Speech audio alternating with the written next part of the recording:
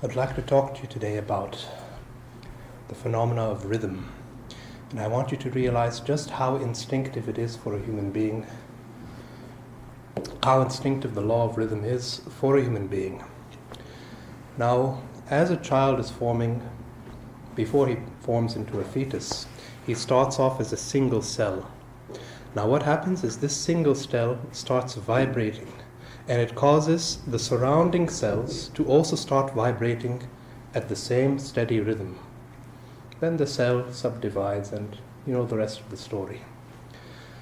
Why is it in all the different cultures that we look in the world, whether it's in India, whether it's in China, whether it's in America, whether it's in Australia, wherever it happens to be, we find that if there's some music that you find pleasant, you tend to move your body at a steady rhythm. Because everything in the creation is working according to a certain law of rhythm. So there's the coming and the going of the seasons, the movement of the planets around the sun, the cycles of the year.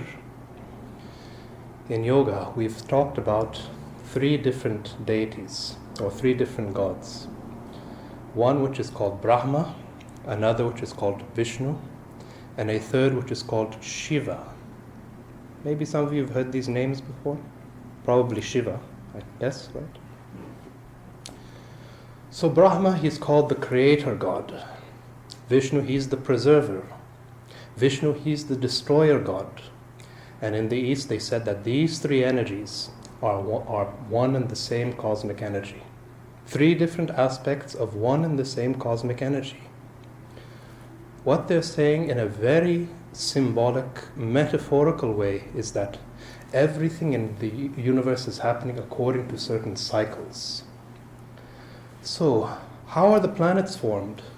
You'll see, before the planets are formed, they start off in a nebulous state. It's a state of gas and cosmic dust. So this gas and cosmic dust, it starts from the gravity, it starts gathering matter. That matter becomes bigger and bigger, it becomes a planet.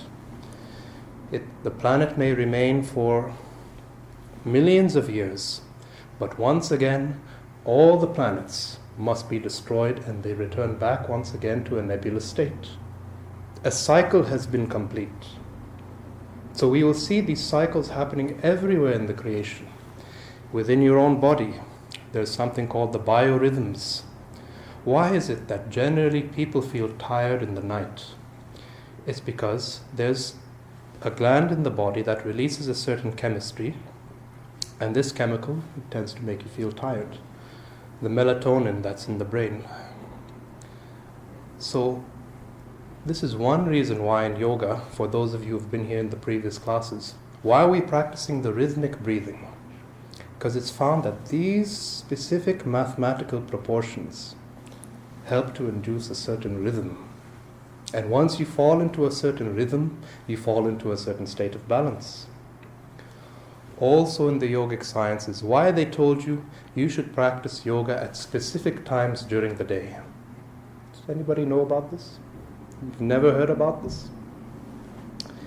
We've said that there are 4 specific timings during the day when you should practice, because during these specific times it's known that the nervous system falls into a state of equilibrium. What I mean by that is even your nervous system is like a pendulum, moving from one extreme to the other extreme. So the modern science knows that there's 2 different parts of your nervous system, something called the sympathetic nervous system, another part of it called parasympathetic nervous system.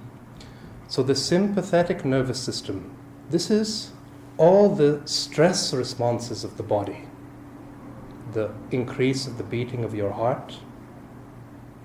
Anything related to the stress response of the body is by the sympathetic nervous system. Parasympathetic nervous system, it's just the opposite. All the relaxation responses of the body. Slowing down of the pulse, that is the parasympathetic nervous system.